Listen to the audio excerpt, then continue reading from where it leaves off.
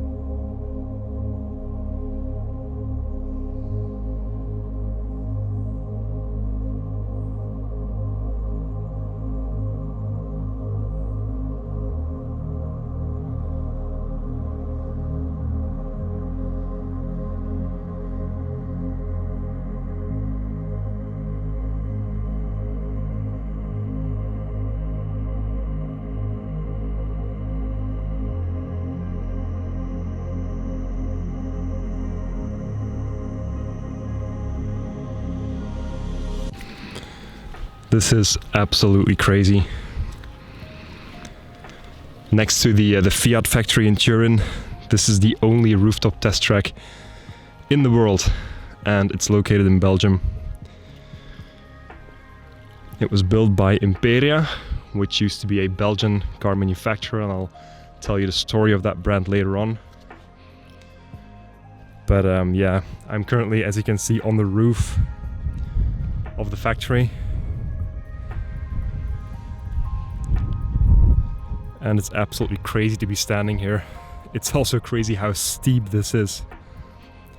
I mean, this track was built in 1929. Imagine taking a car from 1929 and driving over this banked corner in order to test the performance of the car. That's crazy. Then they had a watchtower up here.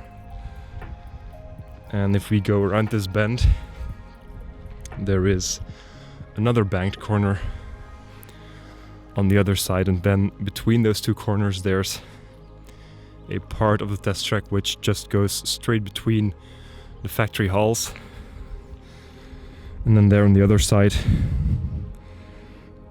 there's another banked corner.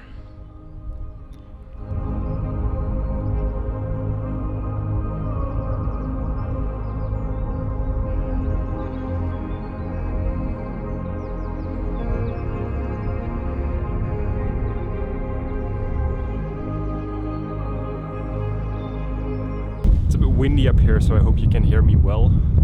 But for those of you who don't know, Belgium actually has quite a rich automotive history. At some point there used to be 100 original manufacturers here in Belgium. Of course, none of them survived. And Imperia is one of the ones that kept going for the longest. Obviously now it's just an abandoned factory.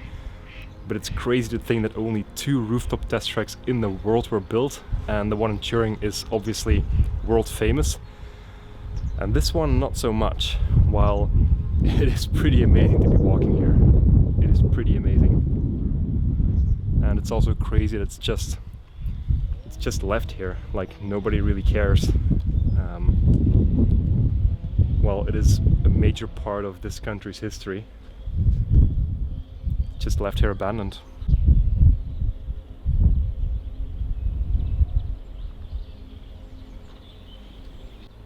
So the cars would basically come from all the way over there, drive on this corner, go straight through the halls here, then take that banked corner to the left as well, and then on the other side of the factory grounds there would be a very long left-hander which completed the circuit, and then they came back here. And that was the lap. I think it was about 1.5 kilometers maybe.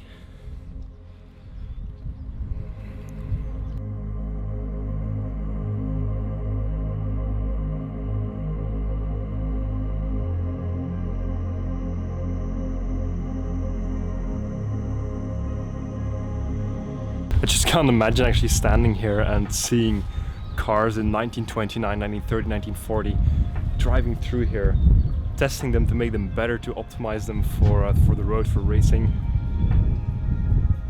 It's a pretty crazy sight. I actually knew this factory was here for quite a long time, and I always wanted to come here and kind of take a look around. Never got around to doing it until today, obviously. But it's a really special sight, and I can't really imagine taking a car from, again, 1929, 1930s and doing this backed corner. It's crazy. It's difficult to see on camera, but it's really, really steep. It is really, really steep.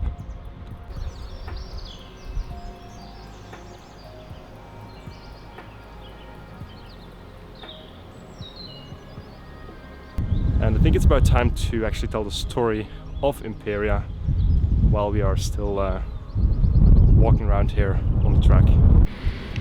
As I said in the beginning, Imperia was a Belgian automotive manufacturer, and it used to have the Imperia name on the top of the watching tower up there. Now, of course, it's been faded away by weather, sunlight, and whatnot. Imperia was founded in the late 1800s, thanks to the Industrial Revolution that happened in Europe and especially in Belgium. Belgium had a lot of very resourceful soil, and that basically allowed Belgium to get quite rich back in the day, and thus they decided to invest in the automotive industry. For Imperia, it meant starting a luxury car brand. They started out in the center of Liège, and then later in 1903 they came here to the former Pieper factory.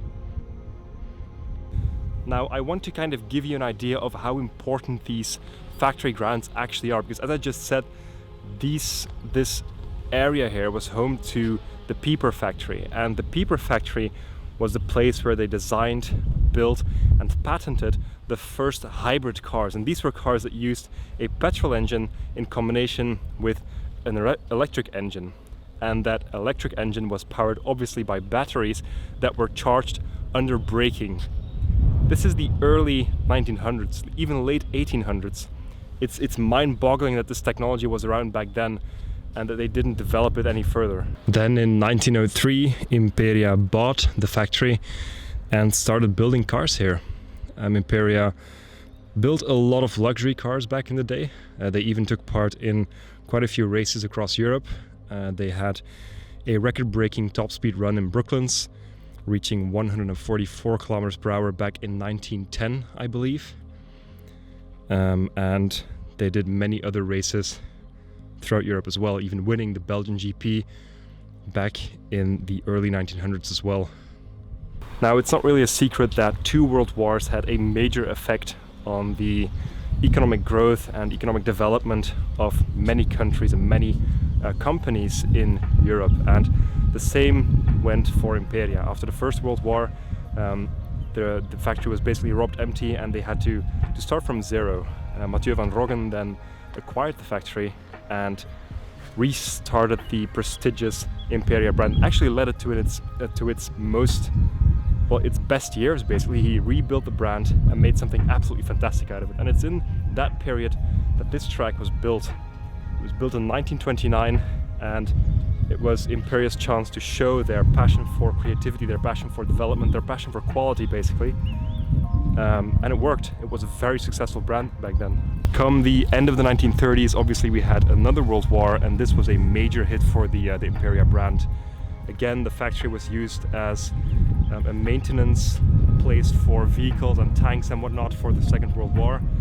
And after the Second World War, Imperia basically didn't make and design any cars anymore. They imported assembly parts from other manufacturers, and they only assembled cars right here. There are a few photos that you can find online of these assembly lines and of the cars they built here. And one of those cars is the Triumph TR3 Spa-Francorchamps edition. That's a pretty cool car, and it's kind of an honor as a Belgian as well that such a cool car was assembled here. And I think if you have one of those models that was actually assembled here in the factory that I'm looking at right now, I think it's pretty special. At the end of, I think it was the 1960s, Imperia officially closed its books, and the story was basically done. As you can see, the factory grounds are still around. The track is still kind of intact, and I really do hope that someone is able to keep this place in its glory and at least show a little bit of what used to be a rooftop test track here in Belgium, and that it doesn't just get demolished completely, because that would be obviously very, very sad. Again, it's pretty crazy to think that there are only 2 rooftop test tracks in the world. Let me add to that we currently only know that there are 2 rooftop test tracks. Who knows what's out there as well. But that one of them is located here in Belgium is pretty crazy, given the fact that there are no Belgian car manufacturers left. Belgium doesn't really have a very big reputation in the original automotive manufacturer market. Belgium is a pretty big name in the assembly market. Even today there are a few very big factories here. I think Opel and Ford had a very great run of production here in Belgium. But that industry is slowly dying, and I think this is the last great remainder of the original Belgian manufacturers like Imperia, Minerva, and a lot of other car brands. So guys, that is the story of Imperia. That's the factory grounds of Imperia, the second rooftop test track. This was built after the one in Turin, but still it's pretty unique, it's pretty special, and the fact that it's still around here and it still looks like the ground here, it still looks quite good. It was a pleasure to show you around here, and yeah, I'll see you in the next one.